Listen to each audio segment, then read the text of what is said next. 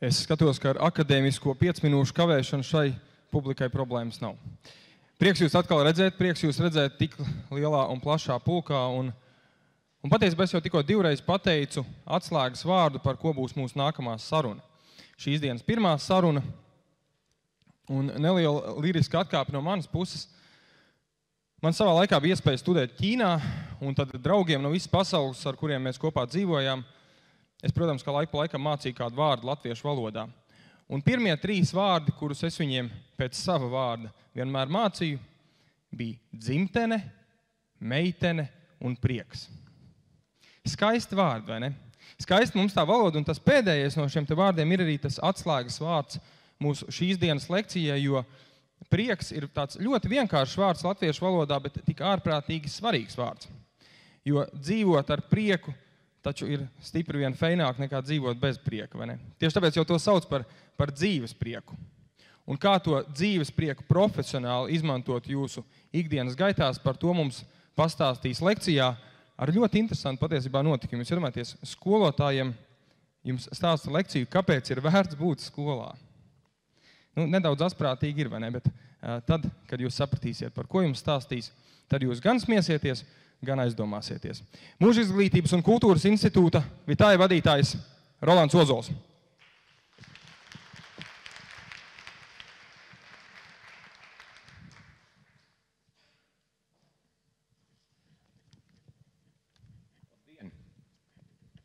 Labdien! Kā jūs jūtaties? Labi. Vai ir tas prieks?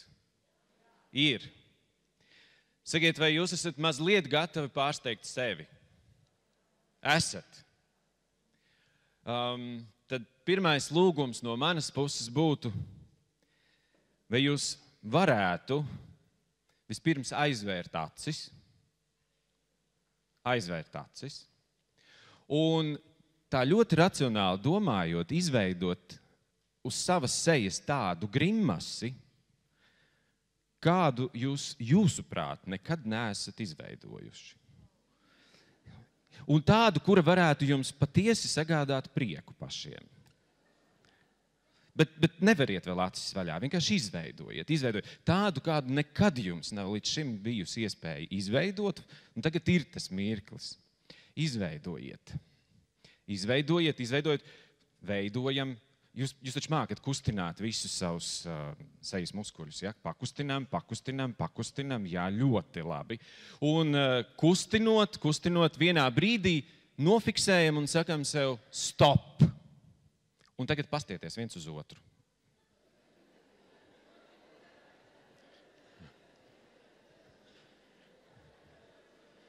Vai kādam vēl ir jautājums, kāpēc ir vērts būt skolā? Es domāju, ka tās grimases taču ir ikdiena.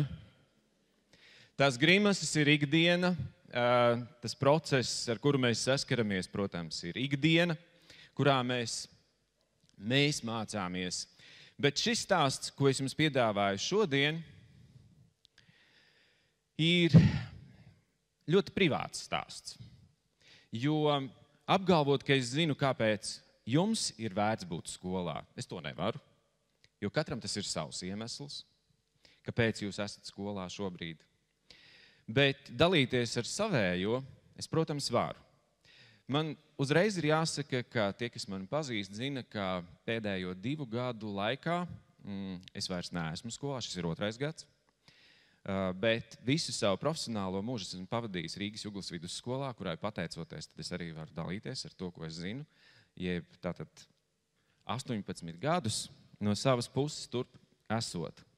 Un es mazliet modificēju, un līdz ar to, tā kā es neesmu skolā, tad es teicu, kāpēc ir vērts būt izglītībā, ja viss par prieku. Un jāsāk man ir ar kādu stāstu. Redziet, es 3 reizes savā profesionālajā dzīvē esmu gājis prom no izglītības, un tā skaitā no skolas. Un gan jau, ka jūsu vidū arī ir kāds, kurš ir mēģinājis un centies aiziet pa citu ceļu. Un meklējis tās iespējas, vai arī ļoti nopietni apsvērs, vai tiešām ir vērts to darīt, to, ko jūs darāt. Un ja nav, tad mēs vienkārši dalīsimies šajā brīdī. Mana pirmā reize, kad es sev jautāju, un es devos projām, bija pēc vidusskolas. Jūs atceraties, tad, kad mēs visi pabeidzam, tad es biju iedomājies, ka es savā dzīvē varētu kļūt par starptautisko attiecību speciālistu. Un ļoti ironiski, bet man pietrūka punkti angļu valodā iestāju eksāmenā. Un rezultātā es kļuvu par angļu valodas skolotāju. Un 18 gadus savā profesionālajā pieredzē devu šo iespēju citiem mācīties angļu valodu pie manis.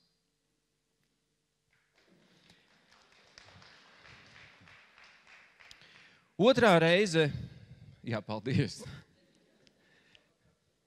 vai ne? Otrā reize, kad es domāju par to, vai ir vērts būt skolā vai doties projām, bija tad, kad man piedāvāja strādāt starptautiskā vidē. Tas, ko es vēlējos, atceraties, pēc vidējās izglītības es domāju, es kļūšu par starptautiskas vides profesionāli, un otro reizi man šādu iespēju deva. 2002. gadā es sāku strādāt institūcijā, ko sauc UNESCO. Un pat vadīju vienu mirkli šo institūciju Latvijā. Un neskatoties uz to, ka darba bija ļoti daudz, es visu laiku saglabāju savu sasaisti ar skolu. Man bija vismaz viena klase, ar kuras strādāju tajā brīdī. Kaut vai tādēļ, kā es teicu, lai saprastu, kas notiek dzīvē. Jo tajā mirklī, kad tu atrodies tik ļoti ierautā režīmā, kur tavs rīts bieži vien sākas 4 no rīta un beidzas pusnaktī, tev pazūd realitātes sajūta. Tu nezini, kas notiek reālajā dzīvē. Un strādājot, pagāja gadi,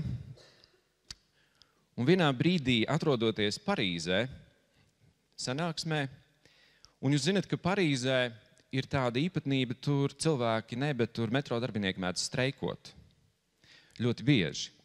Un esot šajā vidē un atrodoties streika krustpunktā, es pirmo reizi redzēju, ka mani nevis esot pie durvīm, pie metro vagona durvīm, nevis nes iekšā metro, bet nestoties uz to, ka es stāvu pirmajā rindā, mani aiznes prom no metro durvīm. Un es netiku tajā metro iekšā. Un tad es stāvēju malā un es domāju, bet ko es te daru Parīzē? Vai es kādam bērnam pēc būtības varu palīdzēt ar to, ka es stāvu Parīzē pie metro? Un vēl jau vairāk, vai es tiešām varu palīdzēt kādam pēc būtības, turpinot sarunas tādā veidā, kā es runāju? Es vadīju darba grupu par izglītības kvalitāti, starptautisku darba grupu par izglītības kvalitāti. Un mēs satikāmies 50 pasaules valstu cilvēki kopā, lai runātu, kas tā izglītības kvalitāte ir. Un pēc mūsu sarunas mēs patiešām spējām vienoties par dažām kopīgām lietām, kas tas varētu būt. Bet tad izrādījās, ka politiskā vide to nav gatava akceptēt. Jo izrādās, izglītības kvalitāte ir katras valsts suverēnā tiesība to noteikt, kas tas ir. Un tas bija lūzuma punkts, lai es sev teiktu, es gribu atgriezties skolā. Jo, ja ne par ko nav iespējams vienoties, tad es zinu, ka skolā var par kaut ko vienoties. Un patiesībā, esot skolā, var izdarīt kaut ko. Un tā bija otrā reize, kad es atgriezos skolā. Un pirms 2 gadiem bija 3. reize, kad es devos prom no skolas, un šobrīd viņi ir joprojām šeit. Jo man ir jāsaka godīgi, kolēģi, es biju izdedzis. Pilnīgi un galīgi. Un jūs zināt, par ko es runāju. Es savu skolēnu sāpes jūtu kā savējās. Es gāju uz stundu un domāju par to, cik ir līdz brīvdienām. Es darīju pēc labākās sirdsapziņas, bet manī nebija tā spēka un tās enerģijas tajā brīdī, lai izdarītu vēl citādāk. Un es sapratu, ka tagad ir pienācis laiks sākt konstruēt man pašam sevi no jauna. Jo ja es tagad esmu tik ļoti sevi iztērējis, tad vai nu es atradīšu veidu, kā dzīvot tālāk, un sapratīšu, ko es izdarīju, varbūt iespējams ne tā sev savā dzīvē, ka es esmu iztērējis visu, kas ir manā rīcībā. Lai iespējams kādā mirklī satiktos ar jums un palīdzētu tiem, kuri to vēlas, un izstāstītu kaut ko no šī. Un tagad, kad ir pagājuši 2 gadi, es varu teikt, ka es esmu pēc būtības pārskatījis dažādas lietas, kuras es darīju skolā. Un tas, ko es tālāk mēģināšu jums izstāstīt, ir daļa manu secinājumu par to, kāpēc es izdegu. Un kāpēc es nokļuvu tur, kur es nokļuvu. Tieši pirms 2 gadiem. Ļoti ilgi man šķita, ka izglītības sistēma un tajā esošais ir saistīta ar tiem mācību priekšmetiem, kurus mēs mācām. Izsakot, man bija ļoti daudz ambiciozu vecāku un arī skolēni, kuri uzskatīja, ka angļu valoda ir ļoti svarīga. Un man nav iespējams noliegt, ka angļu valoda ir ļoti svarīga. Tas patiesi tā ir. Šodienas pasaulē svešvalodas zināšanas ir būtiskas ikvienam. Tomēr, paraugoties atpakaļ, man nācās secināt, ka ir citas lietas, kuras patiesi ir bijušas daudz būtiskākas un kuras es, kā skolotājs, esmu īstenībā iemācījies izglītības sistēmā. Un visvairāk izrādās, es esmu iemācījies un sapratis par to, kā es domāju, kāds es esmu kā cilvēks, un caur to patiesībā visvairāk palīdzējis skolēniem. Pēdējo 2 gadu laikā, dažādas sagadīšanās dēļ, es esmu saņēmis ļoti bieži no saviem bijušajiem audzēkņiem dažādus pateicības vārdus. Tā ir sagadīšanās. Jo es vienkārši atrodoties sociālajos tīklos, saņemu ziņu. Paldies par to, ko tu pateici tajā mirklī konsultācijā. Un es sēžu, un man ir godīgi jāsaka, man ir nērti, bet es neatceros, ko es teicu tajā konsultācijā. Es neatceros. Pēdējo 2 gadu laikā es piedzīvoju to mirkli, kuru piedzīvo daudz no jums, kad kāds no jūsu skolēniem pats kļūst par skolotāju. Un tajā brīdī, kad es to piedzīvoju, un kad es satiku šo savu bijušo skolnieci, un viņa teica, es kļuvu par skolotāju tādēļ, ka tu man biji angļu valodas skolotājs, un viņa nav angļu valodas skolotāja. Man bija vēlreiz jāizdomājas, kāpēc? Kāpēc, ko tad es tādu izdarīju? Un tas, par ko viņa stāstīja, es nevarētu teikt, ka es vienmēr atcerējos, ka es biju to darījis. Un tad, kā tad es zināju to, ko es izdarīju tajā brīdī? Jo es sapratu tikai vēlāk. Un tad es mēģināju ļoti racionāli likt, ko tad es esmu mācījies tajā brīdī kopā ar skolēniem, ejot ar viņiem, ja jau tā angļu valoda arī bija svarīga, bet tāpat laikā bija kaut kas cits, un nonācu pie šādām atbildēm. Pirmais, ko es esmu mācījies, un ko es patiesi uzskatu par vērtību skolā, ir lēmumu pieņemšana. Prasme pieņemt lēmumus. Prasme pieņemt lēmumus visdažādākajās situācijās, kurās tu nokļūsti. Skola ir vide, kur jūs satiekat tik ļoti daudz un dažādus cilvēkus. Par kādiem vienkopus, tik koncentrētā veidā kā skolā, reti kur var sastapt. Vienas audzināmās klases vecāku kopums jums piedāvā iespēju iepazīties ar visu iespējamo amplitūdu. Vecāku no tiem, kas ļoti, ļoti mīl savu bērnu un uz katra soļa palīdz tam visam notikt, līdz tiem, kuri ir ļoti, ļoti disciplinēti un ļoti disciplinēti raugās uz saviem bērniem un pieprasa paklausību no viņiem. Šī amplitūda ir milzīga. Iemācies, runāt ar visiem. Un pieņemt lēmumu, par ko runāsi, par ko nerunāsi ar katru no šiem vecākiem. Jūs zinat tās ekskursijas, kurās mēs braucam ar skolēniem. Jūs taču zinat, cik daudz lēmumu ir jāpieņem tajā brīdī, kad tu brauksi un kad tu to visu darīsi. Tur ir lēmums aiz lēmuma, un piedevām jāierauga likumsakarības. Dažāda veida likumsakarības, kuras var notikt, var nenotikt. Jūs taču zinat, kā tas ir. Man vienā no pirmajām audzināmajām klasēm bija skolēns, par kuru varētu teikt, ja bija iespēja, ka kaut kas notiks, tad viņam vienmēr kaut kas notika. Jūs zinat, par ko es runāju. Jūs labi saprotat. Un, ja mēs kopīgi staigājām visi pa pļavu, tad, ja kādam bija ērce, tad tas bija viņš. Ja mēs kopīgi lēkājām pa pļavu, tad, vai spēlējām futbolu, tad viss bija kārtībā, bet vienīgais, kas sastiepa kāju un potīti, bija viņš. Un tā tas turpinājās. Neatkarīgi no tā, ko jūs darīsiet. Un ironiski, viņš devās ātrāk projām no mūsu kopējās klases, bet viņš uzdāvināja man grāmatu Mario Pjūzo Krustāvs.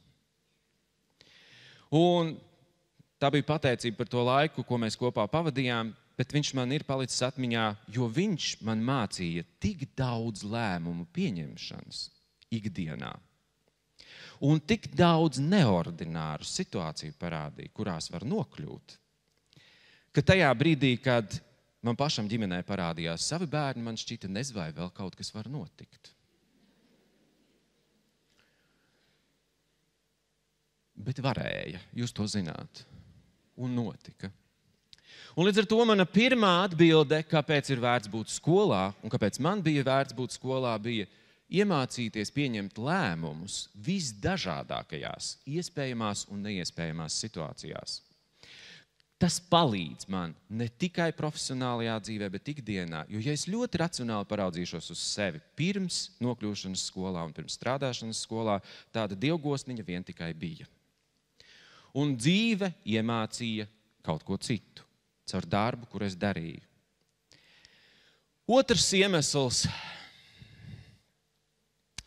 ir jau jauki pieņemt lēmumus, bet jūs zinat, ka problēmu risināšana ir katras minūtes jautājums, ar kuru jūs saskaraties skolā. Un viņi, protams, nav ļoti atraujami no lēmumu pieņemšanas.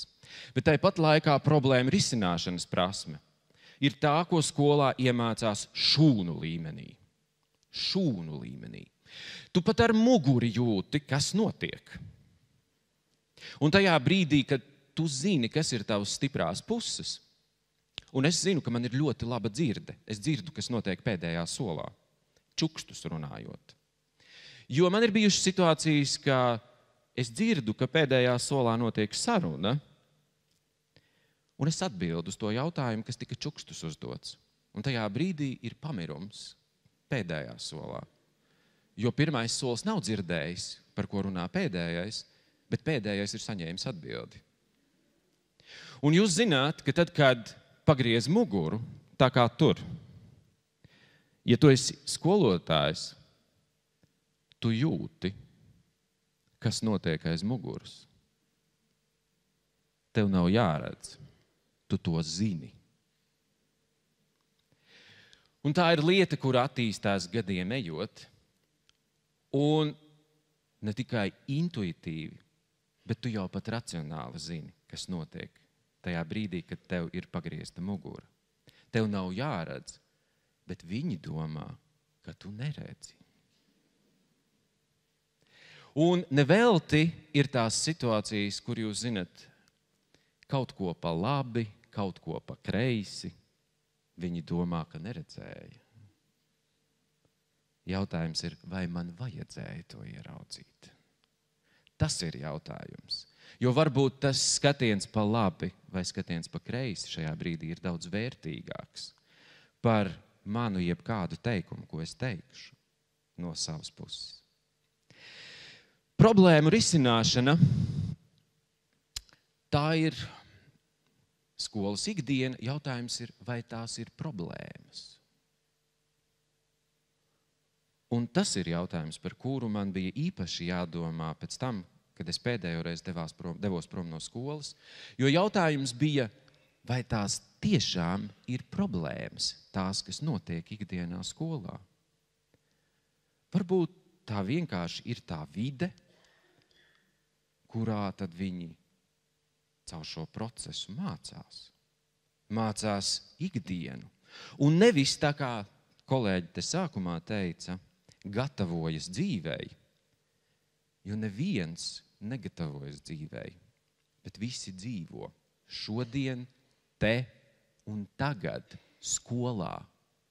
Un cerēt, ka tie skolēni tagad sagatavosies tai mistiskajai dzīvei. It sevišķi, jūs taču dzirdējāt, ko teica Catlaka kungs. 2040. gadā mākslīgais intelekts.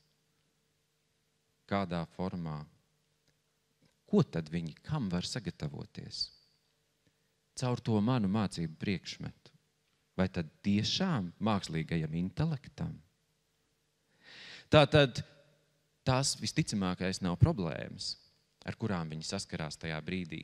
Tā ir dzīve, kura ienāk kabinetā, kura ienāk skolas gaiteņos, kur viņi sastopas ar tikpat daudz cilvēkiem, ar cik es sastopos vecāku sapulcēs, tiekoties ikdienā ar citiem cilvēkiem.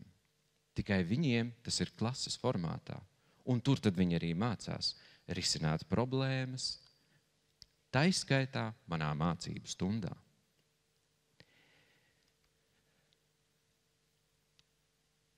Vēl vairāk, domājot par skolas laiku, es saprotu, ka es esmu mācījies jautāt. Jo izrādās, pēc skolas, kuru es pabeidzu, man bija bail uzdot jautājumus. Vienkārši bail jautāt. Jūs gan jau, ka daļa no jums atpazīst to sajūtu, ka tu atrodies auditorijā, tev saka, vai jums ir jautājumi, un ir klusums. Jūs taču zinat, iestājas klusuma brīdis, svētais klusuma brīdis. Un, ja kāds sāk jautāt, tad pārējā auditorija atvieglojumā nopūšas. Vai arī, ja to jautājumu ir ļoti daudz, tad pārējā auditorija sāk vienā brīdī rūgt. Nu, cik ilgi var tos jautājumus uzdot? Man taču tas viss ir skaidrs. Redziet, Karls Popers, filozofs un domātājs, savulaik teica, ka mūsdienu pedagoģija ir neuzdoto jautājumu un neatbildēto atbilžu pedagoģija. Man, tad, kad es to lasīju, tā skudriņas skrēja, jo es sapratu, cik daudz neuzdotu jautājumu un cik daudz neatbildētu atbilžu ir bijis kopumā manā profesionālajā dzīvē. Un man nācās viņam kaut kādā mērā piekrist par to, ka tas tā ir.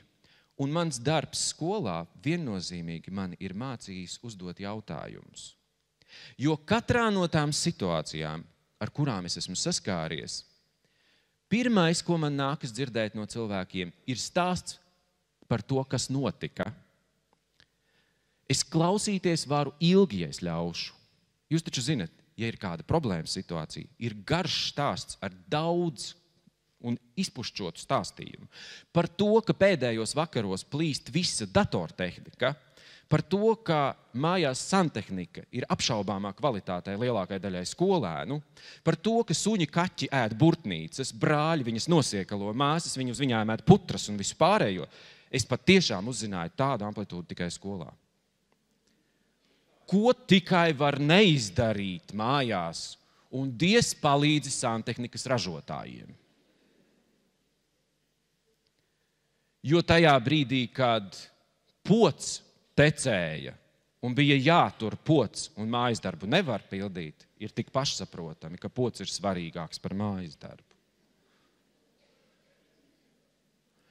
Un tajos brīžos tas, kas mani profesionāli ir attīstījis visvairāk, ir jautājumi. Jūs taču zinat, es varu uzdot jautājumus, dažādus jautājumus. Un ziniet, es esmu sapratis, es varu uzdot jautājumus no vissvarīgākajiem jautājumiem līdz visdemagoģiskākajiem. Es to protu profesionāli. Ja vajadzēs, jebkuru situāciju ar jautājumu palīdzību var novest līdz demagoģijai. Jūs zinat to veco teicienu. Neviens nav spējīgs atbildēt uz visiem jautājumiem, ko pajautās viens gudrais. Ja. Un te ir līdzīgi, skolotājs var uzdot jautājumu aiz jautājuma, kamēr viņš nokļūst, un tas ir tas, ko es esmu mācījies. Bet tad, raugoties atpakaļ, es sapratu, ka tā ir vēl viena lieta, ko es pēc būtības esmu centies mācīt saviem skolēniem. Uzdot jautājumus. Un šis man ir viens joprojām ļoti svarīgs jautājums. Cik lielā mērā mūsu skolēni var iemācīties uzdot jautājumus mācību procesā, jūtoties droši. Jo man nācās meklēt un meklējot atbildes, redzēt, ka nevienmēr, tad, kad es esmu strādājis, tas ir bijis iespējams. Tāpat laikā es redzēju, kuros brīžos un kā to varēja izdarīt. 4. lieta, ko es esmu mācījies, izgudrot neizgudrojamo. Jeb īsi sakot, pat tad, kad nav risinājuma, ir 3 risinājumi. 1 pa labi, 2 pa kreisi, 3 manējais. Tāds, kurš nav bijis līdz šim nekad. Katru reizi sastopoties ar jauniem skolēniem, un ja tu strādā 18 gadus skolā, principā šķiet, ka nekam jaunam jau nevajadzētu būt. It sevišķi vēl noteiktu periodu parasti ir vienas un tās pašas mācību grāmatas, kā jūs saprotat. Un tad, kad tu sastopies ar jaunajiem skolēniem, ar tiem, ar kuriem tu līdz šim neesi sastapies, un tu sāc strādāt, un tu secini, jauna. Tas, ko tu esi zinājis, nav par šo auditoriju. Un tu sāc izgudrot no jauna. Tik daudz, cik man ir nācies izgudrot un izdomāt dažāda veida profesionālus risinājumus ikdienas situācijām, kā skolotājiem, kā metodiski, kā didaktiski, lai diferencētu, lai individualizētu un lai izdarītu visus pārējos gudros vārdus kompetenču pieejā. Man ir grūti iedomāties jebkuru citu profesionālo darbu, kurā tik intensīvā formātā katru dienu man ir nepārtraukti jāprot atrast jauns, tāds, kāds līdz šim nav atrasts, risinājums ikdienas situācijai.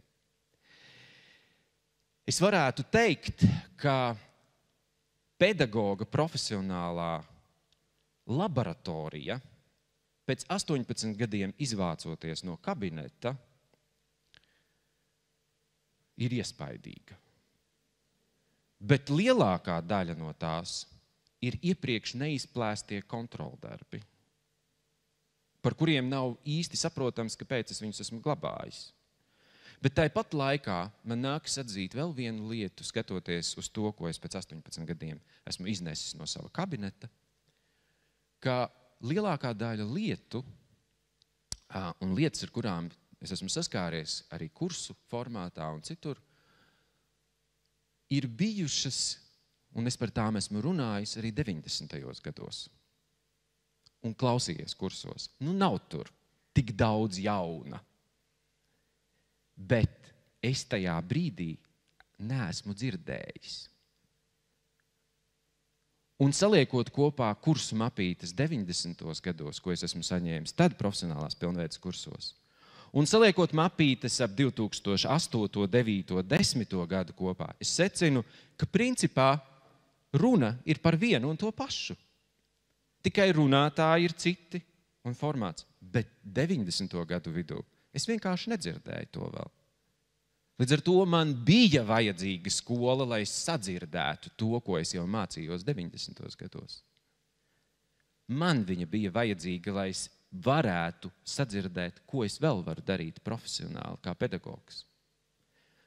Un kā es vēl varu attīstīties šajā procesā, un ko vēl es varu izgudrot. Un jā, šodien es droši zinu, ka pateicoties tam, ko es pa 18 gadiem dienā esmu darījis, man ir izdevies radīt savu metodi, kā mācīt. Mācīt sevi. Jo mācīt var tikai sevi pats. Pārējiem var radīt apstākļus, lai tie mācītos. Un šī ir tā lieta, kuru šķiet es ļoti bieži profesionālajā dzīvē esmu kaut kā sajaucis priekš sevis un sev. Jo man ir šķitis, ka es varu mācīt kādam kaut ko.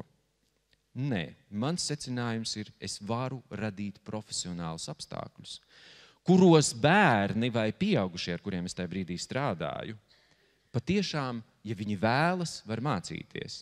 Pie tam, caur saviem izgudrojumiem, ko es domāju, kā to izdarīt, caur lēmumu pieņemšanu, problēmu risināšanu, jautājumu uzdošanu, ko es esmu visu laiku mācījies nepārtraukti, pats savā profesionālajā dzīvē, savā profesionālajā karjerā, es varu radīt apstākļus, kuros viņiem ir ļoti interesanti to darīt. Un kuros viņi grib to darīt. Un nevis stāsta man, kāpēc nē, bet viņi patiešām priecājas par to, ko viņi dara ikdienas dzīvē, tur, tajā kabinetā. Un angļu valoda tajā brīdī, vai kādā citā brīdī, kad es mācīju ekonomiku vai veselības mācību, kas arī tā skaitā ir bagāžā, un jūs zinat, kas tik nav bagāžā skolotājiem, te nav nozīme mācību priekšmetam. Te ir nozīme tai dzīvei. Tam, kā tu atradīsi risinājumu konkrētajā vietā, konkrētajā situācijā, tajā brīdī, kad tu atrodies kabinetā. Kad tu esi atnācis neizmācījies, un vai tu teiksi, es neizmācījos, vai arī tu atradīsi risinājumu tepat un tūlīt sāks runāt. Šodien, strādājot ar studentiem un strādājot ar argumentācijas mākslas, viņiem saku, un tagad aiziet, atbildes meklējam ātri uz jautājumiem, kuri sākas ar kāpēc, bez domāšanas. Un viņi saka, kāpēc? Es saku, kāpēc? Jūs tiešām domājat, ka jums būs daudz to situāciju dzīvē, kur jums ļaus pasēdēt un padomāt un sameklēt atbildi? Atbildi ir jārada tūlīt, ne no kā. Arī no tā, ko tu nezini. Un ja tu nevari citādāk, tad sāc ar to, ka principā es nezinu, bet es sākšu savu atbildi. Un tad runā. Un to es esmu mācījies nepārtraukti ikdienas dzīvē, kā skolotājs, un meklējot savu ceļu un savas atbildes. Visbeidzot, skola 200 reizes vairāk nekā jebkura augstskola, kurā es esmu bijis, man ir mācījusi pētīt. Iemācīties pētīt. Saprast, kādas likumsakarības ir atrodamas. Kādā veidā tās funkcionē, kas palīdz, kas nepalīdz, ko ir vērts darīt, ko nav vērts darīt. Pamanīt, no kurienes, kurā brīdī radās šī problēma, kā doties tālāk, kā viņu risināt, kādi ir iespējamie varianti. Tik daudz, cik skola man to ir devusi, man ir grūti iedomāties, vai jau viena augstskola vispār manā dzīvē to varētu iedot. Jo man ir aizdomas, ka mani docētāji, lielākā daļa, paši to mācījās tajā brīdī.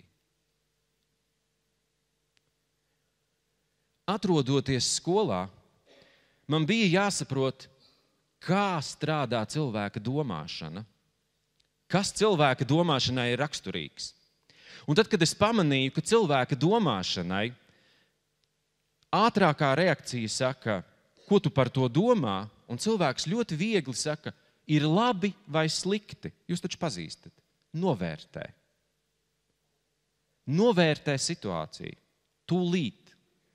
Un tajā brīdī, kad tu saproti, situācija nav ne laba, ne slikta. Svarīgāk ir, kāpēc tā ir tāda. Un tajā brīdī, kad tu uzdod jautājumu, kāpēc, tajā brīdī tu sāc pētīt. Tu sāc pētīt, kas tas ir tas būtiskais iemesls. Un man ir nācies skolā strādājot, saprast, nav iespējams dalīt lietas un procesus, ar kuriem es sastopos ne labajos, ne sliktajos, ne pareizajos, ne nepareizajos, ne derīgajos, ne nederīgajos, jo tas, kas vienam nav derīgs, citam sniedz atbildi uz jautājumu, kāpēc. Un tik virspusēji raugoties uz to, kas notiek vienā vai otrā mirklī, ikdienas situācijā, var sajaukt ļoti daudzas nozīmīgas lietas. Un ne tikai sajaukt, bet patiesībā nodarīt sev kaut ko un nodarīt pāri. tā, ka pēc tam pašam ir tā sajūta, par kur jūs zinat, tu esi, bet tev deg viss, jo tu domā, ko tu izdarīji. Un es esmu saskāries vairākas reizes savā profesionālajā dzīvē ar nopietnām kļūdām, kuras es esmu pieļāvis attiecībās ar saviem skolēniem. Viena no tām bija pirmajos gados, manā audzināmajā klasē, kas bija sākumskolas klase, un pēc tam mēs ar viņiem kopā augām. Bija kāds puisis, kuram darīja pāri vecākais, viens no vecākas klašu skolēniem. Un es, kā zaļš gurķis, nezinādams, ko darīt, atradu veidu, kā es to, kurš darīja pāri, pasaucu pie sevis kabinetā. Un tas, ko es viņam teicu, bija, es tev sadošu pa koko, ja tu vēlreiz viņam pieskarsies. Jūs taču zinat, cik tas ir kaut kādā ziņā neprofesionāli. Un tad pagāja aptuveni nedēļa. Pēc nedēļas mani pasauca sociālais pedagogs, atvainojos. Un tur kabinetā atradās mamma, šī zēna, tā, kuram es piesolīju pa koko, mamma un šis puika. Un viņa teica, šis skolotājs teica to, ko viņš teica. Un, ziniet, tad iestājās pauze. Jūs zinat to pauzi, ja? Kad tu stāvi, mamma, puika, sociālais pedagogs un tu. Un tagad visi skatās uz to, ko es atbildēšu. Vai es to teicu, vai es to neteicu. Es nezinu, kur man bija spēks to pateikt. Jā, es to teicu. Un es nezinu, kas būtu noticis, ja es būtu pateicis citādāk. Bet es zinu to, kas sākās pēc tam, kad es pateicu, jā, es to teicu, jo es nezināju citu, ko pateikt, kā aizstāvēt to puiku savā klasē, kuram viņš darīja pāri.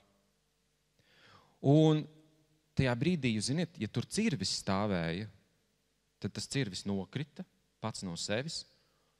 Un es ļoti labi atceros, ka sociālais pedagogs pagriezās pret māmu un teica, nu redziet, viņš taču atzinās, ko vēl jūs gribat?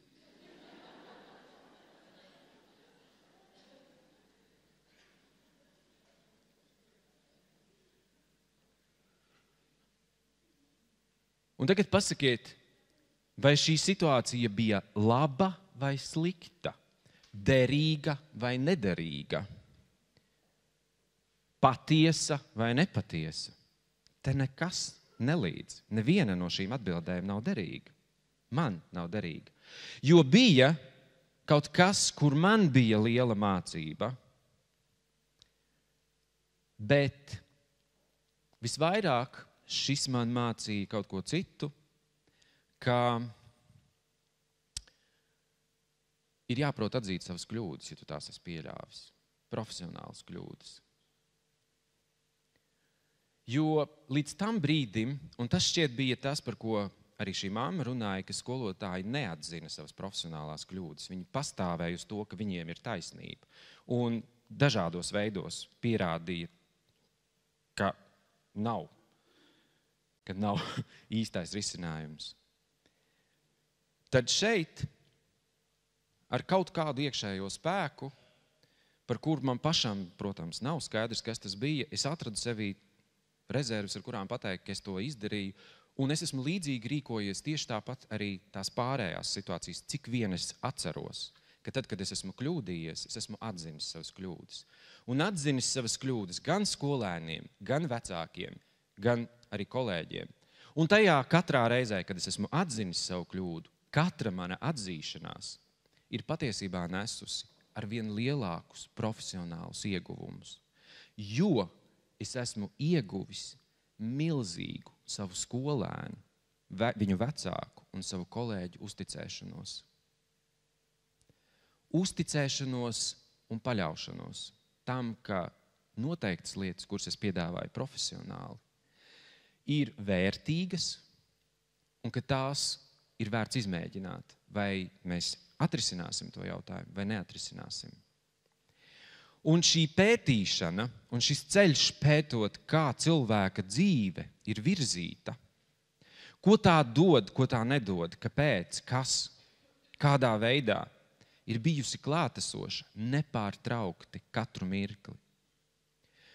Un tagad, ja nu es šīs nosaucu par tām svarīgākajām lietām šobrīd, ko es esmu guvis savā profesionālajā dzīvē, tad man atliek sev pajautāt, kāpēc es tomēr izdegu, kāpēc es profesionāli sasniedzu to robežu, aiz kuras man ir skaidrs, ka šobrīd man ir grūti strādāt ar skolēniem. Man vienkārši ir grūti to darīt. Es varētu teikt, es joprojām kaut kādā mērā dziedēju sevi.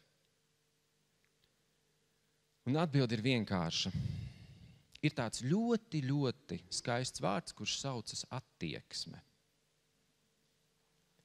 Mana personīgā attieksme pirmkārt pret sevi. Šos 18 gadus es biju aizmirsis, ka man ir jāpriecājas par to, ko es daru, un jālolo pašam sevi. Un tas, ko tik vienkārši sauc, mīlēt sevi. Es dzīvoju ar to mistisko misionāra sajūtu, par kuru te visi runā, jūs kā misionāri, skolotāji. Nē, kolēģi, jums nav jābūt misionāriem. Jums ir jāierauga, kāpēc jūs esat skolā, jūs un kas jums sagādā prieku tajā, ko jūs tur darat. Bet nevis tikai par skolēniem domājot, bet jums personīgi, jums individuāli, kāpēc jūs gribat to turpināt darīt.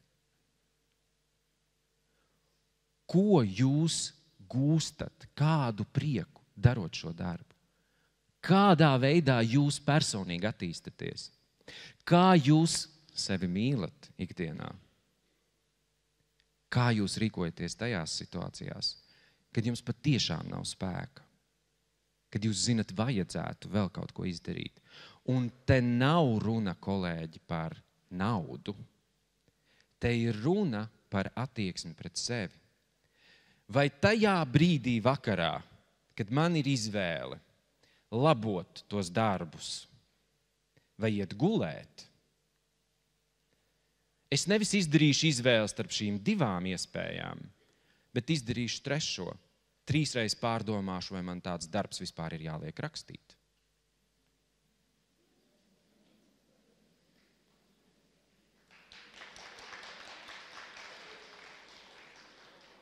Un visvairāk es šo gribu adresēt uz mājas darbiem. Visvairāk, kolēģi. Mēs esam beigti no mājas darbu labošanas. Vecāki ir beigti no mājas darbu pildīšanas. Skolēni ir laimīgi, ka viņu vecāki pilda viņu mājas darbus. Un valsts ir laimīga mums samaksāt tās kapeikas par viņu pildīšanu. Lūk, ir jautājums, kāpēc, kurš ir pēc būtības. Vai tiešām viss tas ir jādara, ko mēs kaut kādas misijas vārdā gribam likt darīt? Vai varbūt ir jāierauga pēc būtības, ka lēmumu pieņemšana, problēmu risināšana, jautājumu uzdošana, visa veida izgudrojumu, situāciju pielīdzināšana, visa veida pētīšana ir tās lietas, kurām ir jābūt katrā mūsu mācību stundā. Un ka tās ir tās vērtīgākās gan mums, gan tiem skolēniem. Un, protams, kādā reizē ir kaut kas jāraksta. Es par to nešaubos. Ir kādā reizē arī kaut kas jāraksta. Vai tur tajā brīdī mēs padomājām par sevi? Jo tajā brīdī, kad es kā skolotājs sākšu domāt par sevi, mainīsies arī tas, kas notiks ar skolēniem. Mainīsies arī tas, kas notiks ar maniem kolēģiem. Viņi būs gatavi ieraudzīt, ka var arī citādāk. Un man nav jāiet viņus pārliecināt bieži vien. Man pietiek bieži tikai ar to, ka es daru citādāk, saprotiet? Un es varu sasniegt citu rezultātu. Bet ko nozīmē mīlēt sevi šeit? Tas ir ļoti vienkārši. 3 reizes pajautāt sev, kāpēc es daru to, ko es daru. Un kāpēc skolēnam ir jādara tas, ko es šobrīd esmu izdomājis, ka tas ir jādara. Ja man ir skaidra atbilde uz šo jautājumu, tad droši vien, ka viņam tas ir jādara. Ja es to pieprasu. Bet jūs taču zināt, tāpat viena daļa nedarīs. Līdz ar to īsā atbilde, protams, saka, ka vispirms ir jāiemācās mīlēt sevi un saprast, ka daļa no darbiem, kurus es darīju, es par sevi runāju, kamēr es biju skolotājs, patiesībā bija mana perfekcionisma nodeva sev, lai es pārliecinātu sevi, ka es tiešām esmu izdarījis visu, ko es varēju izdarīt. Un nevis tādēļ, ka tas patiešām būtu devis kādu labumu skolēniem vai man. Un ieraudzīt to, ticiet man bija diezgan nežēlīgi pret sevi. Jo nes kāpēc man likās, ka visu to garo periodu, ko es esmu strādājis, es taču to darīju viņu labā. Bet es tikai aizmirsu pajautāt viņiem, vai viņiem tas ir vajadzīgs. Tādā veidā. Daudziem vajadzēja, daudziem nē. Bet man tas maksāja to, ko tas maksāja. Un šeit mēs nonākam pie tā vārda attieksme. Attieksme pret sevi, caur sevi attieksme pret citiem, attieksme pret vispār apkārtējo pasauli, kas mums ir. Ieraudzīt, kā mēs raugāmies uz visu, ko mēs redzam. Vai mēs redzam to ar prieku? Vai es protu atrast prieku tad, kad es daru arī neinteresantas lietas? Arī tās, kuras varbūt nav dienā tik interesantas. Un prieku, ziniet, prieku var atrast visdažādākajos veidos. Jūs to lieliski zināt. Tas ir jautājums par to, vai es atrodu laiku sev, tad, kad es esmu piekusis, piemēram, pastaigai. Tā vietā, lai apsēstos darīt to, kas ir jādara, vai es atrodu laiku, lai vienkārši ietu pastaigāties.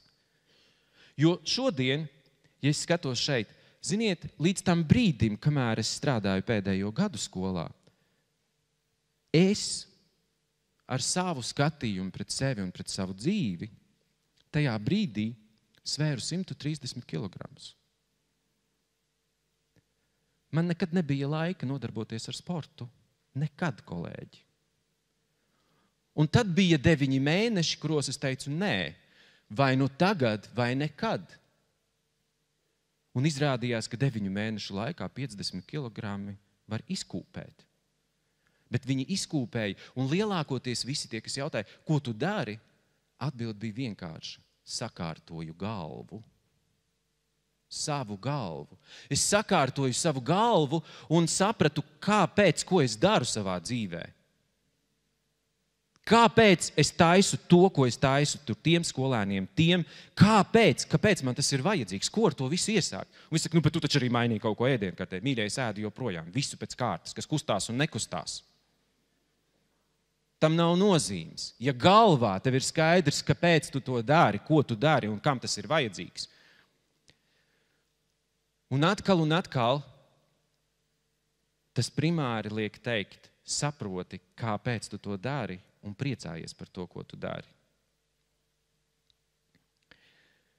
Skolotāja darbam ir pārāk daudz piedāvāts misijas vārds. Es gribu jums teikt, var jau būt, ka tā ir misija.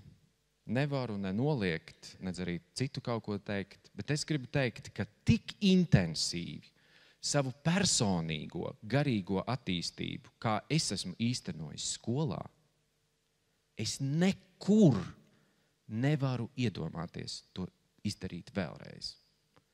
Tā ir skola, kurā es esmu garīgi attīstījies 18 gadu garumā. Dienā strādājot. Strādājot ar sevi, radot apstākļus citiem, lai viņi varētu strādāt, lai viņi varētu arī attīstīties. Tas ir formāts, kurš man sagādā prieku, patiesi prieku. Un tagad to redzot, tagad ir tas, ko es daru pēdējo 2 gadu garumā. Tagad ir tas, ka es piedāvāju kursus kolēģiem, es strādāju, palīdzot dažādos veidos, nododot savu pieredzi, jo es zinu, ka tieši tādā veidā es diezinu vai vairs atgriezīšos skolā. Un nevis citu iemeslu dēļ, bet vienkārši es zinu, ka šobrīd es gribu kaut ko jaunu, kaut ko citu savā profesionālajā dzīvē. Un tas, ko redzējāt, un tas, ko jūs varējāt pamanīt, Mūža izglītības un kultūras institūts, tas ir veidojums, kura galvenais uzdevums ir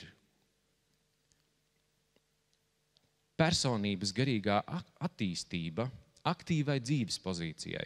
Un tas nozīmē ļaut katram cilvēkam, ar kuru mēs saskaramies, ieraudzīt, kā var aktīvi, intensīvi dzīvot to dzīvi, kuru jūs dzīvojat, kura ir jūsu ikdiena, jūsu šodiena. Domāt par to, kas būs kādreiz. Jūs taču zinat, nākotne nekad nepienāk. Vienmēr ir šodiena, jo rītdiena vienmēr ir rītdiena. Bet vakardiena nav šodiena. To tu atpakaļ vairs nepagriezīsi. Un no šejienes, tad kas tad man atliek? Man atliek saprast, ko man ir jādara šodien, lai es justos labi šodien. Un tas ir jautājums jums katram pašam. Ko jums vajag šodien, lai jūs justos labi šodien? Darot to darbu, kuru jūs darāt katru dienu. Un man ir bijuši daudzi kolēģi, kuri ir teikuši, bet ko darīt ar tiem, kas īt blakus? Man patīk tas, ko es daru, bet man tas īdētāju odu kontingents, kuri lido apkārt un tev palīdz justies kā ērcei pašam. Ko ar tiem iesākt? Un atbilde ir ļoti vienkārša. Ja viņi jūsu skolā ir vismaz 3 gadus kolēģi, tad tas ir viņu veids, kā viņiem patīk.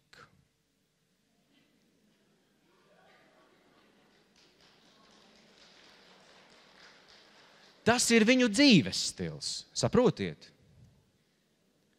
Tas ir viņu dzīves stils, kurā viņi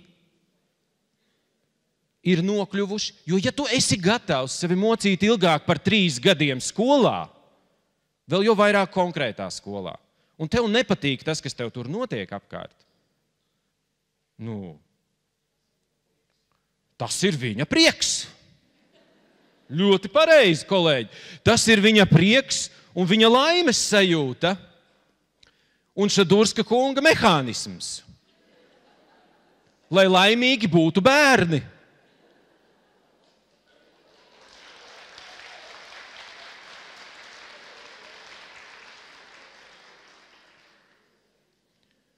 Un ko es gribu teikt, kolēģi? Metiet malā pret šiem kolēģiem savu pieklājību un pastāstiet viņiem, ka dzīvē ir citas vietas, kur strādāt. Un ka jūsu skola nebūtu nav vienīgā. Un esiet tik laipni, pagriezieties pret viņiem un palīdziet viņiem uzrakstīt iesniegumus. Ļaujiet viņiem iet, ļaujiet. Jo, ja jums ir prieks būt skolā, rūpējieties par sevi. Saprotiet? Rūpējieties. Mīliet sevi. Beidziet viņiem sagādāt komfortu klausoties viņos. Tikai tajā brīdī, kad jūs, tie, kas tur atrod prieku un gūst prieku dienā, sapratīsiet, ka tiem īdētājiem ir jāpalīdz atrast viņu vieta dzīvē, jo viņiem šobrīd nav spēka pašiem to atrast.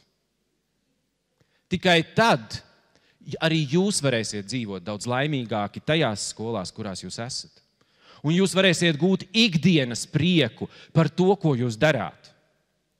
Jo, ja kāds visu laiku īt blakus, pamēģini gulēt. Es nevaru gulēt, kad ir viens otrs istabā. Tie, kas mani pazīst, to zina ļoti labi. Ka es tikmēr nesēšos pa istabu ar dvieli, kamēr būs nogalināts pēdējais otrs.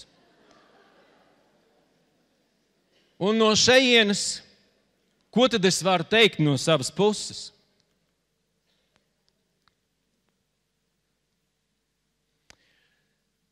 Katram pašam ir jāierauga, kas ir jūsu prieks skolā, vai kas ir jūsu prieks izglītībā. Pa vienam jūs zinat, to nevar uzbūvēt. Tas ceļš ir kopā ar daudziem cilvēkiem. Bet, ja jūs varat atrast, kas ir tās prieka situācijas, kurās jūs pieņemat lēmumus, risināt problēmas, kurās jūs uzdodat jautājumus, uzdodat sev, uzdodat citiem, kurās jūs izgudrojat ar vien jaunas lietas, jūs pētat ikdienā, dienā, visu, kas notiek. Un jums tas vēl sagādā prieku, un jūs zinat, kā rūpēties par sevi. Tad es gribu teikt, ka skola ir kā milzīga jūra un kā okeāns, kur horizonts vienmēr pārvietojas. Vienmēr pārvietojas, lai cik jūs tālu braukt. Jūs braucat, bet horizonts ir tur. Un jūsu personīgā attīstība notiek tik intensīvi, kā nekur citur šajā dzīvē. Un, ja tu zini, katrs no jums, ja jūs zinat, kāpēc jūs esat izglītībā, saprotat, ko un kā jūs šeit darāt, un jums ir pārliecība un ticība par to visu, tad jūsu vieta, kolēģi, pilnīgi noteikti ir gan skolā, gan izglītībā. Un lai jums daudz spēka tur turpināt tik ilgi, cik vien jūs vēlaties. Paldies jums!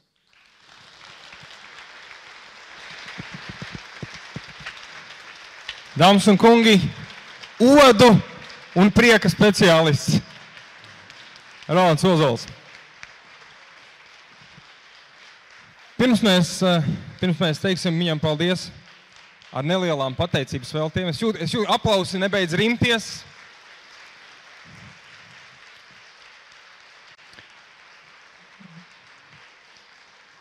Mums šodien, diemžēl, nebūs laika tai atbilžu un jautājumu sesijai, bet to jūs varēsiet varbūt turpināt ārā pie salātu bļodiņas. Bet es tikai gribēju pateikt, tad, kad es mācījos skolā, es reizēm pēc stundām redzēju, kā tie skolotāji ar 2 maisiņiem rokātām burtnīcām iet uz mājām, un es tiešām jau tad, kā mazs puikas, domāju, un viņi tiešām šito visu labo. Un viņai ir nezvīrs, vai laiks iziet pastaigāties vakarā ar suni, vai aiziet uz teātri, vai darīt vienalga kaut ko, bet kaut ko sev. Un kā tu teici, jā, tā ir misija, bet arī misiju var darīt ar prieku. Un vienīgais, ko es no savas puses varu papildināt, ir tāds amerikāņu novelists James Baldwins, kurš ir teicis, ka bērni nekad pārāk labi nav mācējuši klausīties, bet viņi ļoti labi māk kopēt. Un to viņi dara mājās, un to bieži vien aizmirst vecāki. Un kas ir interesantākais, ka to bieži vien ir aizmirst skolotāji, un viņi aizmirst, ka arī paties smaids un dzīvesprieks un vēlme ar prieku darīt savu darbu, nevis izskaidrot, bet ar prieku darīt savu darbu, ir ļoti, ļoti lipīga lieta. Un es domāju, par to ir vērts padomāt, un par to mums šodien noteikti lika padomāt. Liels vēlreiz paldies! Paldies!